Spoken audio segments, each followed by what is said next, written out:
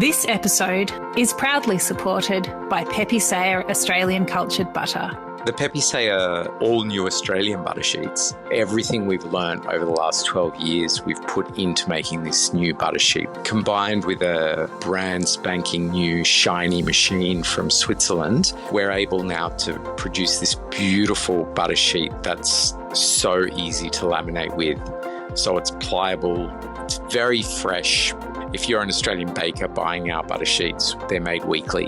The formulation, it's a beautiful unsalted butter that will work for savoury and sweet. I think it's a perfect balance there. The bakers and pastry chefs that are using it are just raving about it. For more information, go to pepesayer.com.au. Within 45 minutes of driving out of town, you're in a region and you're there, you can feel it, you can touch the ground, you can see with your own eyes everything that is happening in those regions. Hello, everybody, and welcome to a very special episode of Dirty Linen on the Deep in the Weeds Food Podcast Network.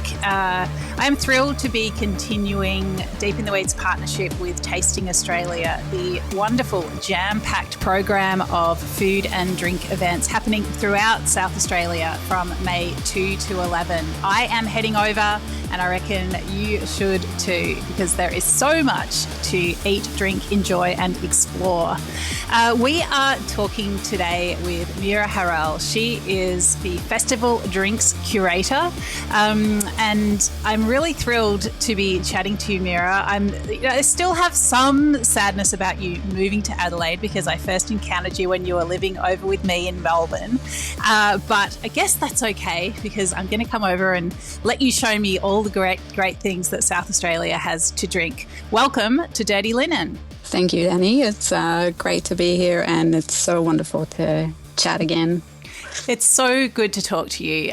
Tell me about your role with Tasting Australia. So this is my third festival.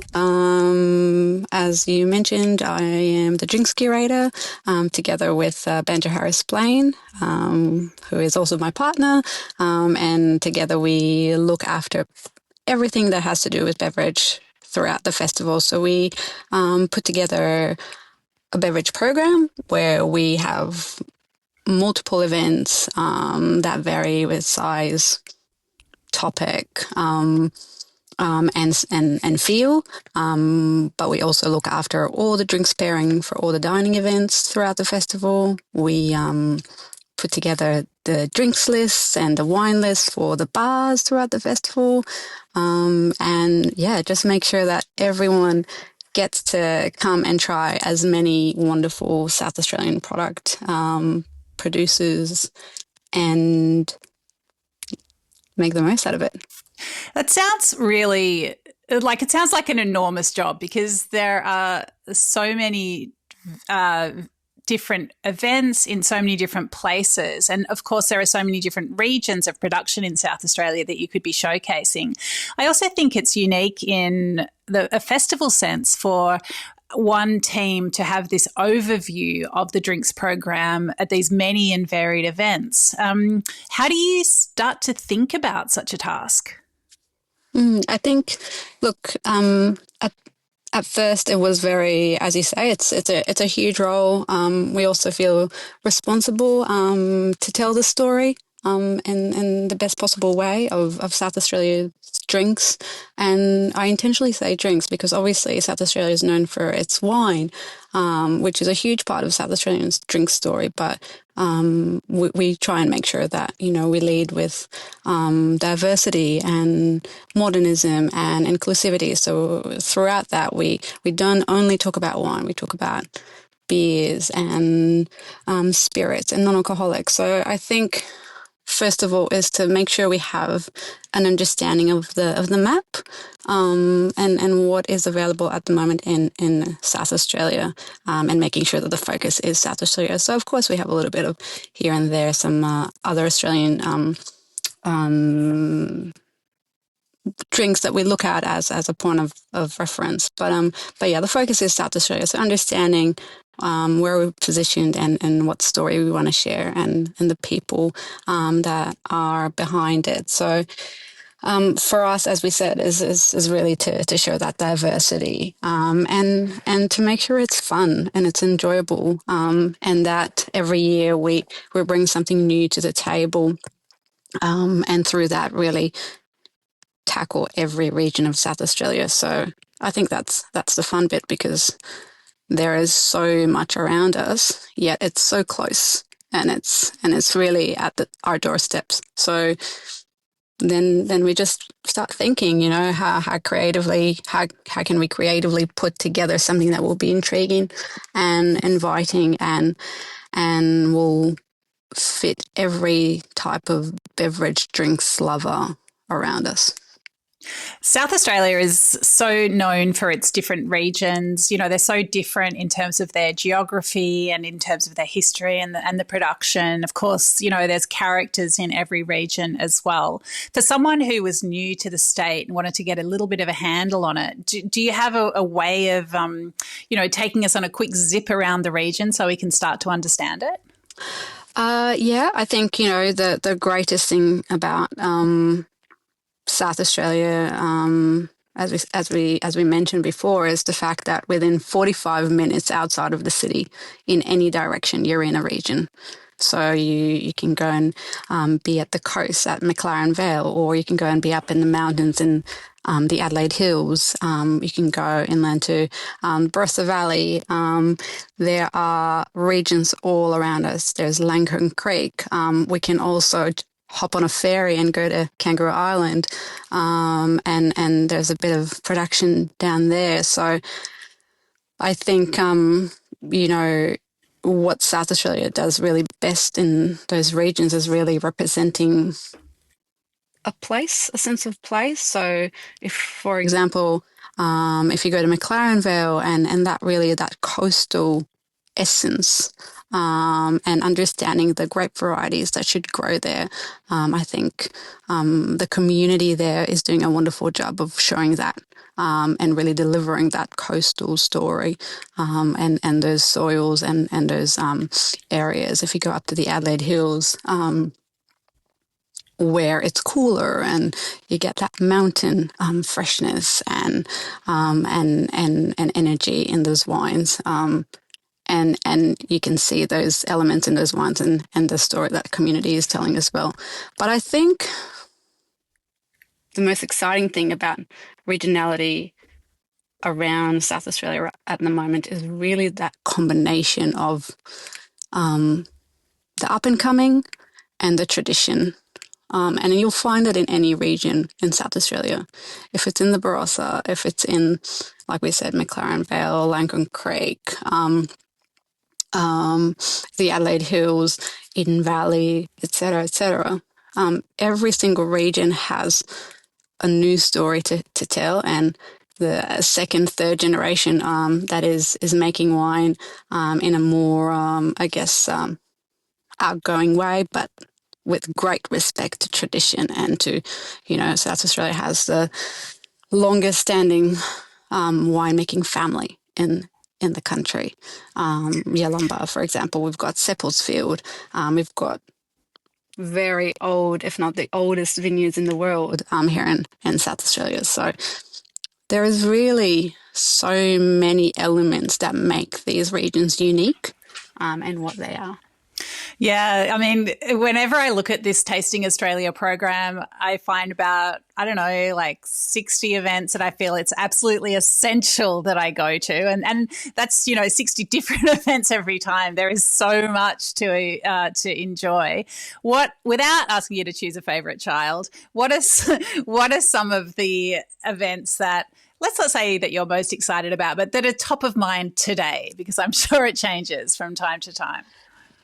Yeah, look, I think the great thing about this year's festival, it's the different types of events. So it doesn't matter if you've only starting your journey in the world of wine and drinks, or if you know, have been part of the beverage community for a long time and you have a greater understanding, you can find at least one thing that would be exciting for you and interesting.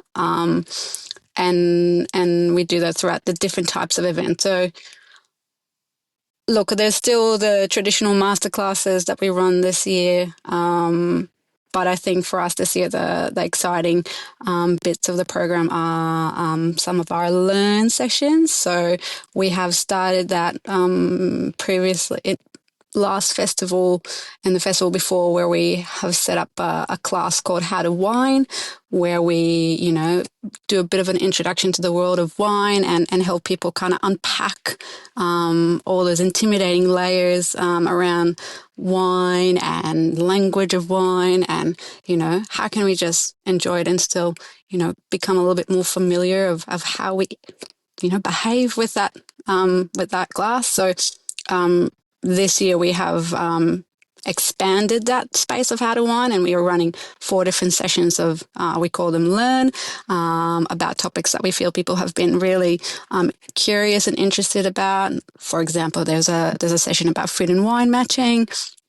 There's a session about natural wine. There's a session about how to really age and start your own cellar if you wanted to do that. And they're really just easy going, but also, without dumbing it down, really learning together and making that space approachable and welcoming for people who want to learn. So we're excited about that. We feel there's a great engagement there.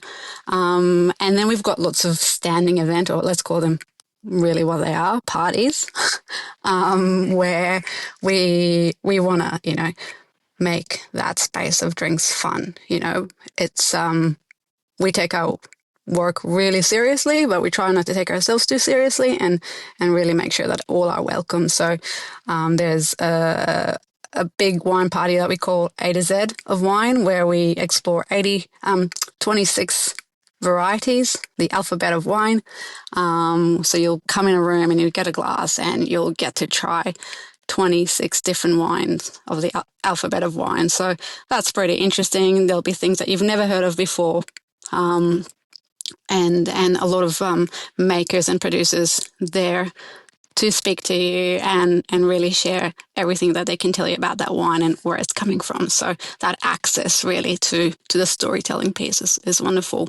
And then I'll have to choose another party because we're very excited about that one.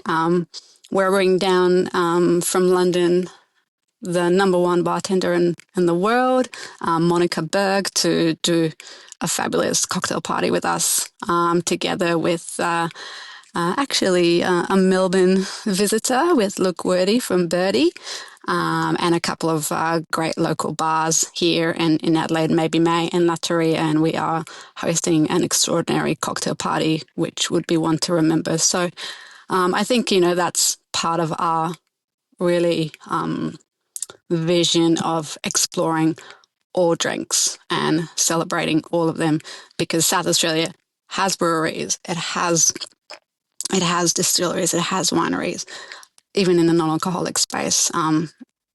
It's all here on our doorstep, so why not?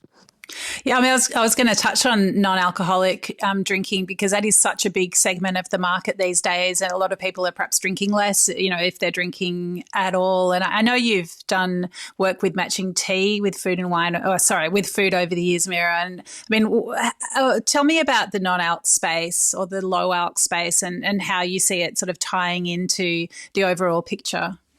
Yeah, I think it's really important for us that in that space of inclusivity, but also, as you said, people are drinking less, they're drinking better, but there are such fantastic non-alcoholic products. It's no longer just, you have to just be okay with a soft drink or a juice as a replacement to your drink. There's some super complex and exciting drinks out there.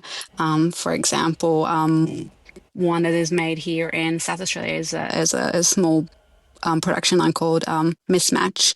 And they're really, they're coming from a bartender's background. So really looking into those drinks with a gastronomic lens and making sure that, they have enough acidity and saltiness and texture and things like that to help us, match those drinks alongside food.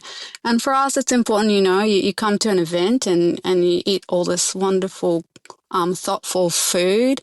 And if you drink wine or alcoholic beverages, you get to, explore some wonderful flavors and textures and stories there. And we feel that absolutely no way we can't offer the same for people who rather not drink. I was pregnant during the festival last year.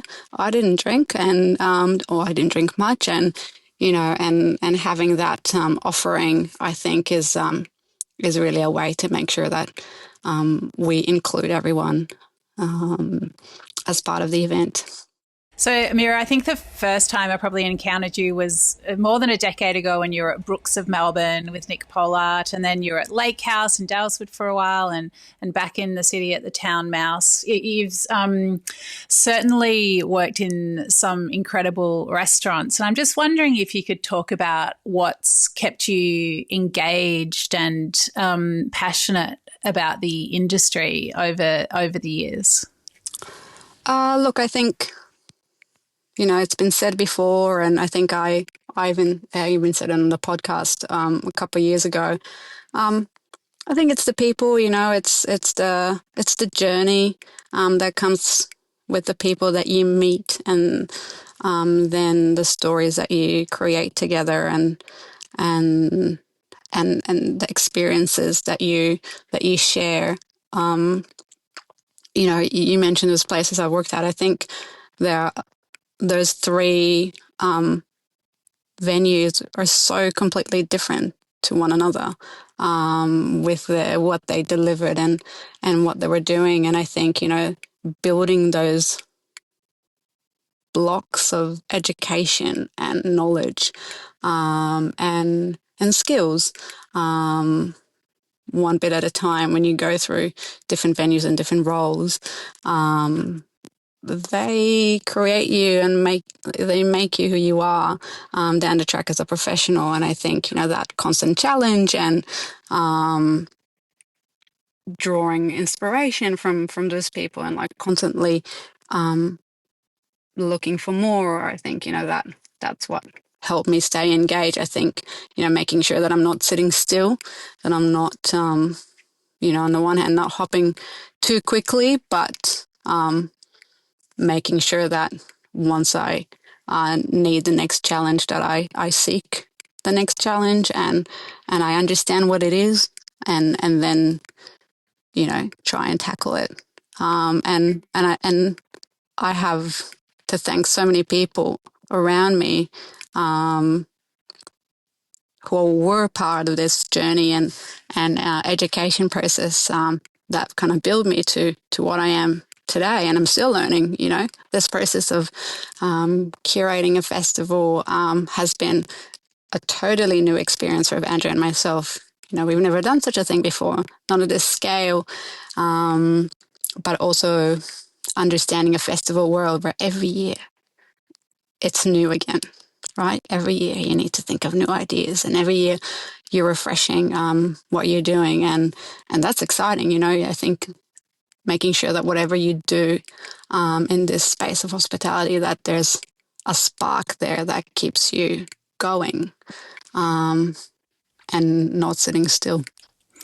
Yeah, that's so beautifully said. I think you and Banjo have also been such, I guess, conscious members of the hospitality industry with such ventures as the Grow Assembly, which you've run for quite a while now, a forum for people in hospitality to get together to tackle some of the big issues in the industry as a workplace and as a place to grow and learn and find community. Can you talk about that side of what you do? I mean, to me, from the outside, it's I feel like you and Banjo are really, you're creative and you're generating a lot of energy and ideas along the way, but also leaving quite a legacy. Yeah, I think, look, I think understanding that we can't do any of what we do on our own. We mentioned the word community before.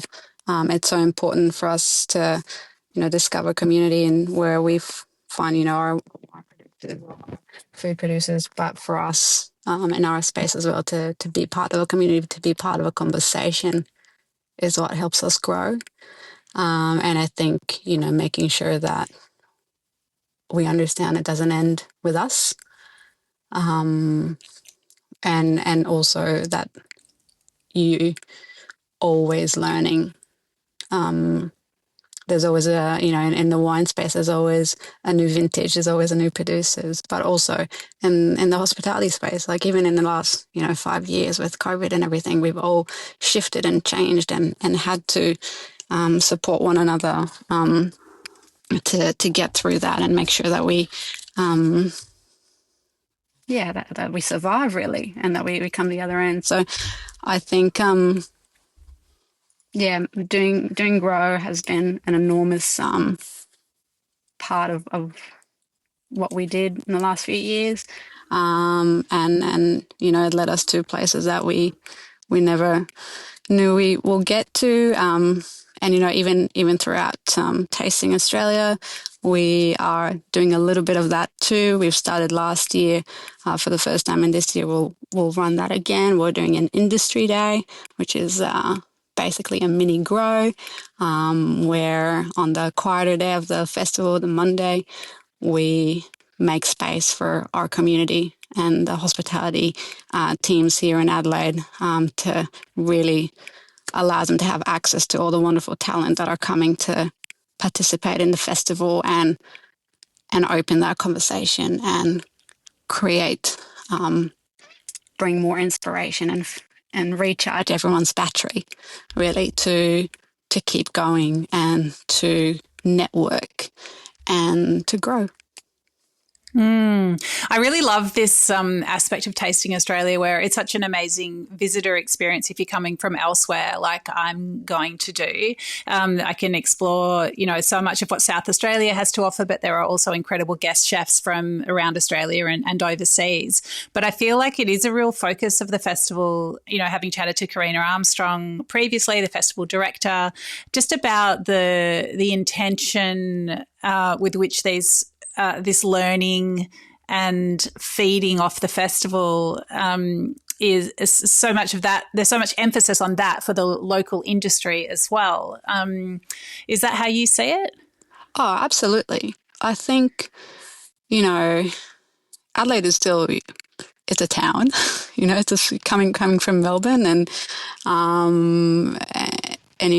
Banjo also worked in Sydney and in Melbourne and it's not, it doesn't have the size of Melbourne or Sydney, but I think not many people are aware of how much is happening in this little town and in its regions.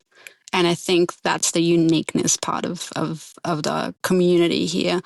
Like I said before, and we can never talk enough about it. Like within 45 minutes of driving out of town, you're in a region, and like you're there. You can feel it. You can touch the ground. You can see with your own eyes everything that is happening in those regions. I don't think that exists, for Melbourne or Sydney, and that accessibility to really work hand in hand with the people that you then deliver their stories. So that really adds a layer to the hospitality community here that is, it's very tight, and I think the community makes the most out of it in terms of the support of one another, but also the pride, the healthy pride, I'll call it. There's a good measure of a healthy pride of what South Australian product, people, story, and community is. Yeah, wonderful. So, Meira, as we both know, Tasting Australia is a big focus and coming up in the first half of May. What about someone who's listening to this and thinks, I'm not going to be able to get there then, but I want to get over to Adelaide, maybe just for, I don't know, a mini break. What are some of the things happening within the city that are really worth exploring? What are you excited about in terms of food in the centre or the suburbs of Adelaide?